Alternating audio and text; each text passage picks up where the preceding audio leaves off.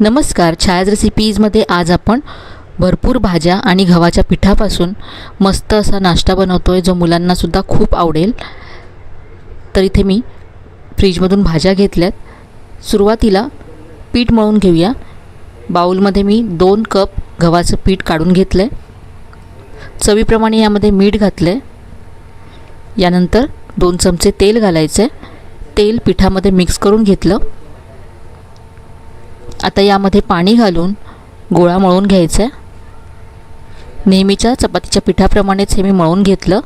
आता यावरती झाकण ठेवून हे असं सेट होण्यासाठी बाजूला ठेवून देऊया आणि तोपर्यंत स्टफिंग तयार करूया. तर इथे स्टफिंगसाठी भाज्या मी चिरून घेते. यामध्ये इथे मी कोबी, शिमला मिरची, गाजर हे सगळं असं उभं चिरून घेतलं आहे. उभं आणि पातळ असे याचे तुकडे करून घेतलेत. याबरोबर कांदा उभा चिरून घेतला आहे. इथे मी लसूण, आलं आणि हिरवी मिरची घेतले. आलं लसूण मी किसून घेतलं आहे. आता आपण स्टफिंग बनवूया. तर इथे मी गॅसवरती पॅन गरम करत ठेवला आहे. यामध्ये 2 चमचे तेल घातलं. तेल गरम झाल्यानंतर लसूण, आलं आणि हिरवी मिरची घातले. मी इथे अर्धा इंच आलं, 7 ते 8 लसणाच्या पाकळ्या आणि 3 हिरव्या मिरच्या घेतल्या होत्या. हे सगळं आता तेलावरती परतून घ्यायचं आहे.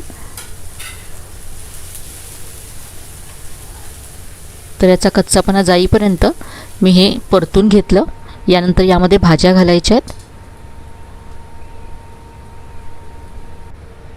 सगळ्या भाज्या घातल्या. परतून घेऊया. गॅस मोठा ठेवायचा आहे आणि परतायच्या आहेत. या भाज्या आपल्याला सॉफ्ट करायच्या नाही आहेत, क्रंचीच हव्यात आपल्याला भाज्या.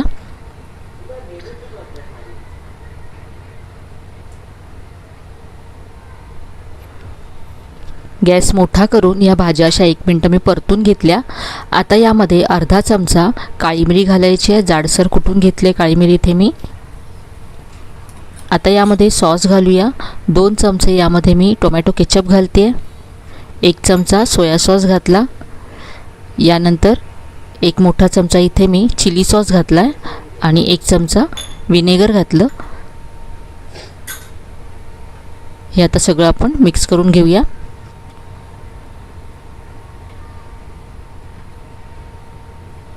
इथे तुमच्याकडे जर सॉसेस नसतील तर हक्का नूडलचा जो मसाला असतो तो इथे तुम्ही घातला तरी चालेल.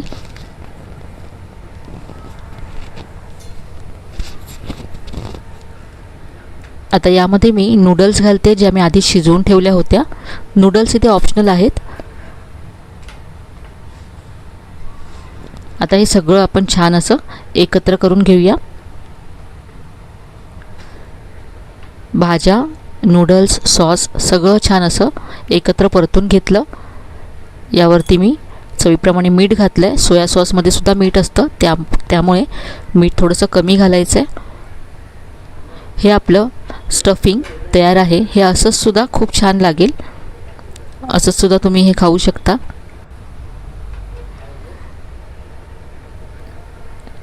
तर हे आता आपण काढून घेऊया आणि आता आपण स्प्रिंग रोलच्या शीट तयार करूया. तर आज आपण गव्हाच्या पिठापासूनच ह्या शीट तयार करतो आहे. मैदा यामध्ये आपण अजिबात वापरलेला नाही आहे. जे पीठ आपण झाकून ठेवलं होतं त्यावरती पुन्हा अर्धा चमचा तेल घालून मी मळून घेतलं. आता याच्यातले छोटे गोळे असे तयार करून घ्यायचे आहेत. आता आपण पोळी लाटून घेऊया. तर इथे आता सुकं पीठ लावून छोटी पोळी मी लाटून घेते. आता अशाच पद्धतीने आणखी एक आपण पोळी लाटून घेऊया.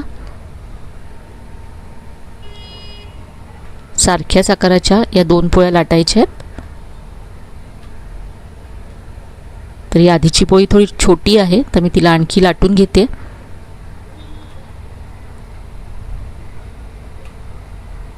तर अशा एका आकाराच्या दोन्ही लाटून घेतल्या. आता इथे याला तेल लावून घ्यायचं आहे. थोडंसं सुकं पीठ वरून पसरवून घ्यायचं आहे आणि ही दुसरी पोळी यावरती ठेवायची आहे. प्रेस करायचं आहे आणि सुकं पीठ लावून आपल्याला इथे हे लाटून घ्यायचं आहे. जास्त पातळसुद्धा करायचं नाही, जाडसुद्धा ठेवायचं नाही आहे.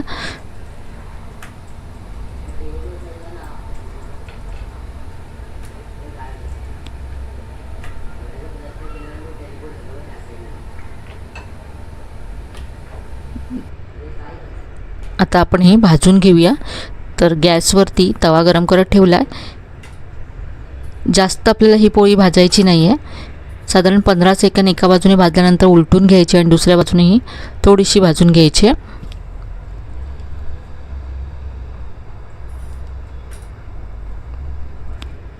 तर इथे पहा दोन्ही बाजूने मी अशी हलकी भाजून घेतली पोळी आणि याचे लेयर्स असे आपण तव्यावरतीच वेगळे करू शकतो.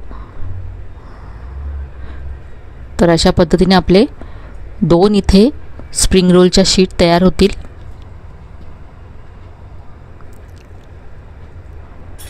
तर अशाच इथे पहा शीट मी तयार करून घेतल्यात. गव्हाच्या पिठापासून सुद्धा अगदी क्रिस्पी असे स्प्रिंग रोल तयार होतात. इथे मैदा अजिबात वापरायची गरज नाही आहे. आता याचा पण स्प्रिंग रोल तयार करून घेऊया. तर इथे मी 3 चमचे गव्हाचं पीठ आणि त्यामध्ये 3 चमचे पाणी घालून हे असं मिश्रण तयार करून ठेवलं आहे. यानंतर इथे आपलं स्टफिंग तयार आहे आणि या शीटसुद्धा इथे तयार आहेत. तर शीट आपण एक घेऊया. आता इथे स्टफिंग ठेवायचं आहे.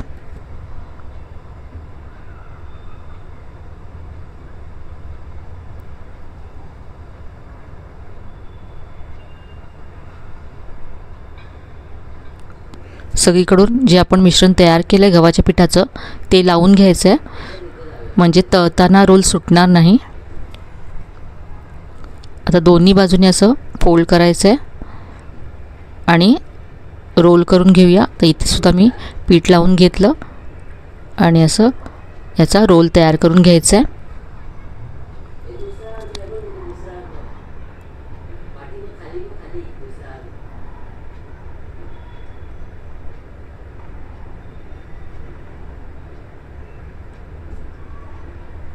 इथे वरच्या बाजूला सुद्धा मी थोडंसं मिश्रण लावून घेते पिठाचं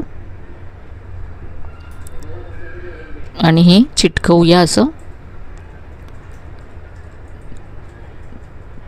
हा आपला रोल तयार आहे.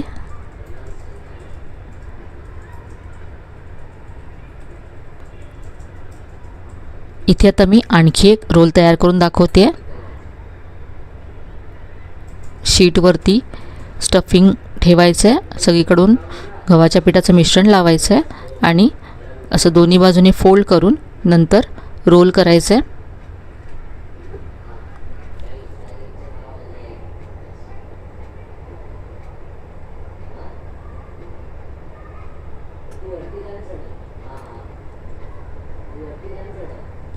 हा आपला दुसरा रोलसुद्धा तयार आहे.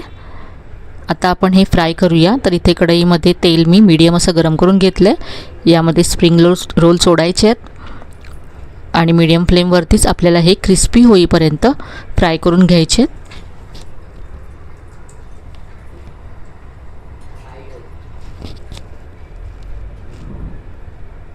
आपण हे स्प्रिंग रोल गव्हाच्या पिठापासून बनवत असलो तरी पण खूपच क्रिस्पी होतात या शीट. तर इथे पाहू शकता अगदी मस्त असा गोल्डन ब्राऊन रंग आला या रोलला आणि पाहूनच तुम्हाला कळत असेल किती क्रिस्पी झाला आहे. काढून घेऊया. तर इथे मी टोमॅटो केचप बरोबर हे स्प्रिंग रोल सर्व केलेत. खूपच मस्त अशी टेस्टी रेसिपी आहे. एकदा तरी नक्की करून पहा, तुम्हाला नक्कीच आवडेल.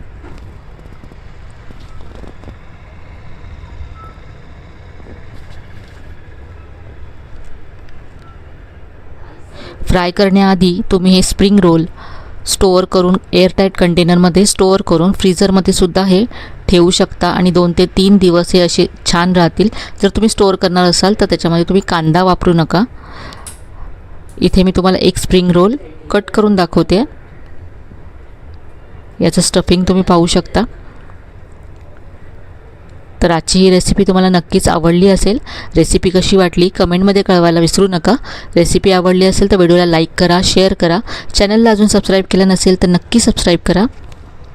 चला तर मग पुन्हा भेटूया अशा छान छान आणि नवीन नवीन रेसिपीसह. तोपर्यंत धन्यवाद.